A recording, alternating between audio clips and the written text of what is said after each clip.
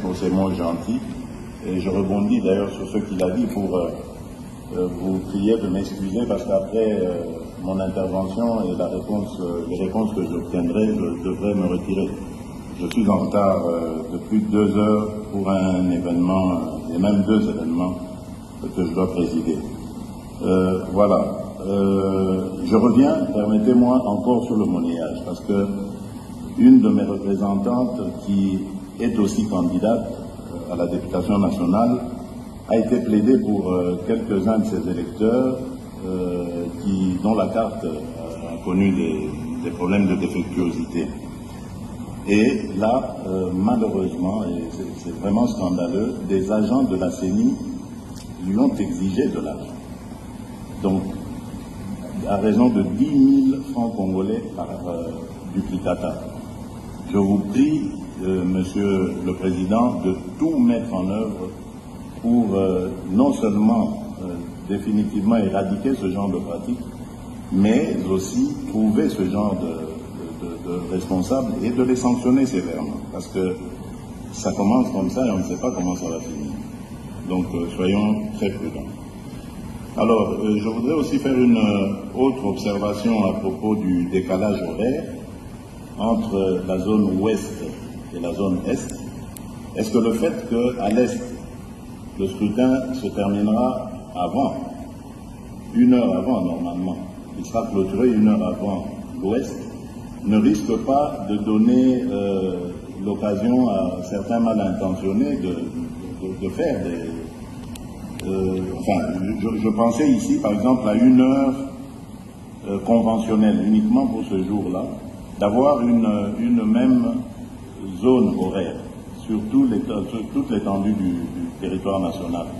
Serait-ce possible d'en arriver là? Et ainsi, on pourrait commencer à 6 heures pour tout le monde, 6 heures à Kinshasa, en supposant, par exemple, qu'à l'Est, pendant qu'il sera 7 heures, on ramène l'heure à 6 heures aussi. Et on le fait. Donc on le voit par exemple en Europe, il y a des moments où on passe à l'heure d'été et à l'heure d'hiver. Donc c'est possible.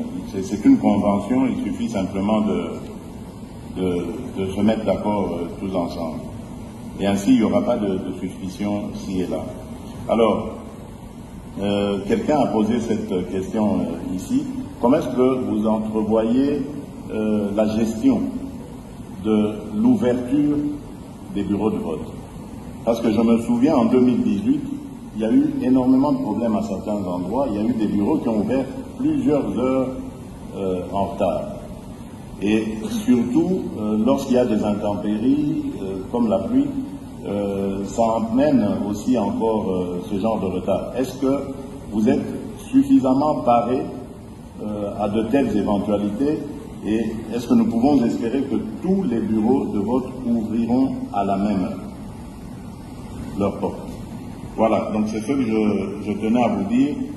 J'attends donc votre réaction, Monsieur le Président, avant de pouvoir me retirer. Je m'excuse, en tout cas, encore une fois, auprès de mes collègues candidats, mais le devoir m'appelle. Voilà. Excusez-moi, Monsieur le Président.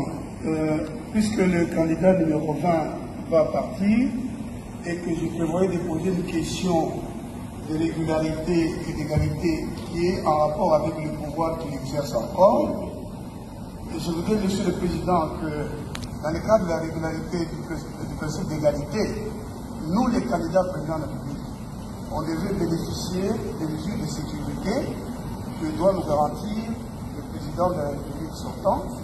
Et je voudrais qu'ils nous disent, avant de partir, quelles sont ces mesures. Parce que si nous sommes égaux en tant que candidats, mais nous ne le sommes pas en réalité, parce que pour que le président candidat arrive ici, la route était barricadée partout et il a pu arriver tranquillement. Mais nous, on était dans des embouteillages, il a fallu négocier. Mais si, dans le cas des mesures qui sont prévues, on peut nous assurer aujourd'hui que nous aurons le nombre de gardes, mais aussi un véhicule pour les policiers qu'on aura, un véhicule gyrophare pour nous ouvrir la route. Pendant le temps que nous sommes candidats, ce serait juste. Ce seraient des petites mesures qui réaliseraient l'égalité. Je pense que le président de la République sortant qui est encore au pouvoir, peut nous les garantir à tous pour réaliser cette régularité et cette égalité. Je vous remercie. Heureusement, pas moi qui organise cela. Je crois que c'est le ministère de l'Intérieur. Sous vos ordres. Aussi les comportements de gouverneurs dans des provinces qui interdisent le meeting, la réunion. Si le chef de l'État, s'il vous plaît, suivons l'ordre, je vous en prie. Nous demandons à son Excellence, Monsieur le Président de la CENI, de répondre à la question qui a été posée. Et je voudrais vous proposer, avec tout le respect dû à votre rang,